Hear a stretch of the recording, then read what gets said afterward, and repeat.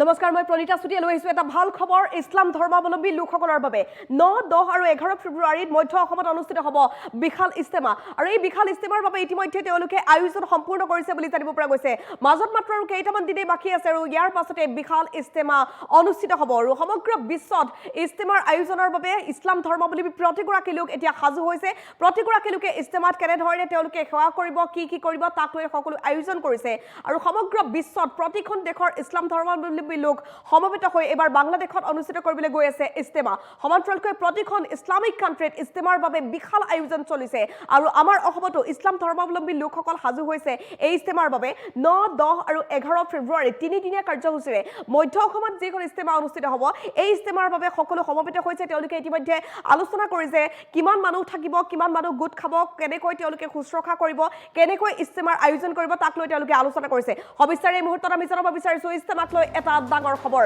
ইছলাম ধৰ্মাৱলম্বী প্ৰতিগৰাকী লোকৰ বাবে এটা ভাল খবৰ এই মুহূৰ্তত লৈ আহিছোঁ ঘোষণা হ'ল ইস্তেমাৰ দিন আৰু সমগ্ৰ বিশ্বত প্ৰতিগৰাকী ইছলাম ধৰ্মাৱলম্বী লোকে ইস্তেমাৰ আয়োজন কৰিছে মধ্য অসমত এবাৰ অনুষ্ঠিত হ'বলৈ গৈ আছে বিশাল ইস্তেমা আৰু এই ইস্তেমাৰ বাবে সকলো আয়োজন সম্পূৰ্ণ কৰিছে ইছলাম ধৰ্মাৱলম্বী লোকসকলে তিনিদিনীয়া কাৰ্যসূচীৰে অনুষ্ঠিত হ'ব ইছলাম ধৰ্মী লোকসকলৰ ইস্তেমা 9, 10 আৰু 11 ফেব্ৰুৱাৰীত মধ্য অসমত বিশাল ইস্তেমা অনুষ্ঠিত হ'বলৈ গৈ আছে আৰু তাৰ বাবে সকলো প্ৰস্তুতি তেওঁলোকে সম্পূৰ্ণ কৰিছে ইস্তেমা আয়োজনৰ আলোচনাৰ বাবে একত্ৰিত হয় মুছলমান সমাজ তেওঁলোকে আলোচনা কৰিছে ইস্তেমাৰ আয়োজন সন্দৰ্ভত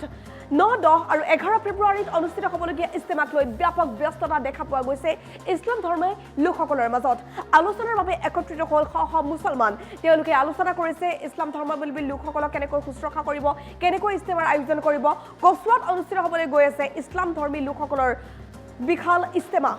কচুৱাৰ ঈদগাহ ময়দানত এবাৰ আলিম উলিমাসকল একত্ৰিত হৈছে তেওঁলোকে আলোচনা কৰে এই সন্দৰ্ভত ইস্তেমাৰ আয়োজন কৰিব তেওঁলোকে 9খনকৈ জিলাক সামৰি এবাৰ ইস্তেমা অনুষ্ঠিত হ'বলৈ গৈ আছে আৰু 9খন জিলাৰ ইছলাম ধৰ্মাৱলম্বী লোকসকলক তেওঁলোকে শুশ্ৰূষা কৰিব আদৰিব ইস্তেমাৰ বাবে মৌলানা মতিউৰ ৰহমানক মুখ্য দায়িত্ব অৰ্পণ কৰা হৈছে বুলি জানিব পৰা গৈছে তেওঁ সকলো দায়িত্ব পালন কৰিছে আৰু ইস্তেমাৰ আয়োজনৰ বাবে তেওঁলোকে আলোচনা কৰাৰ সময়ৰ কিছু দৃশ্যাংশ আমি দেখুৱাইছোঁ 9, 10 আৰু 11 ফেব্ৰুৱাৰীত অনুষ্ঠিত হ'বলগীয়া ইস্তেমাক লৈ ব্যাপক ব্যস্ততা দেখা পোৱা গৈছে আৰু মুছলমান লোকসকলে ইস্তেমাৰ আয়োজন ইতিমধ্যে আৰম্ভ কৰি দিছে ফেব্ৰুৱাৰী মাহত যেহেতু ইস্তেমা আয়োজন হ'ব সমগ্ৰ বিশ্বৰ ইছলামিক কাণ্ট্ৰিসমূহত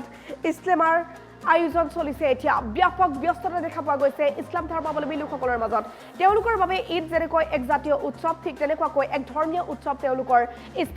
ইস্তেমাৰ বাবে মৌলানা মতিউৰ ৰহমানক মুখ্য দায়িত্ব অৰ্পণ কৰা হৈছে মধ্য অসমত অনুষ্ঠিত হ'বলগীয়া ইস্তেমাক লৈ ইছলাম ধৰ্মী লোকসকলৰ বাবে এইটো এটা ভাল খবৰ আমি জনাই আছোঁ মধ্য অসমত অনুষ্ঠিত হ'ব বিশাল ইস্তেমা আৰু ইস্তেমা আয়োজনৰ বাবে তেওঁলোকে আলোচনা কৰাৰ সময়ৰ দৃশ্যাংশ আমি দেখুৱাইছোঁ এনেধৰণে তেওঁলোক সমবেত হৈছে ইস্তেমাৰ বাবে তেওঁলোক সমবেত হৈছে আৰু তিনিদিনীয়া কাৰ্যসূচীৰে এইবাৰ ইস্তেমা অনুষ্ঠিত হ'ব 9, 10 আৰু 11 ফেব্ৰুৱাৰীত মধ্য অসমত অনুষ্ঠিত হ'ব এই ইস্তেমা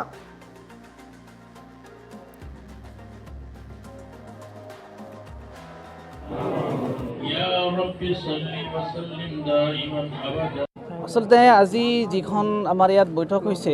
প্ৰচলিত দাৱাত ও তবলিগীটো আলমী চূড়াত তত্বাৱধান চলি আছে এই বৃহত্তৰ এলেকাত কচুৱা অঞ্চলত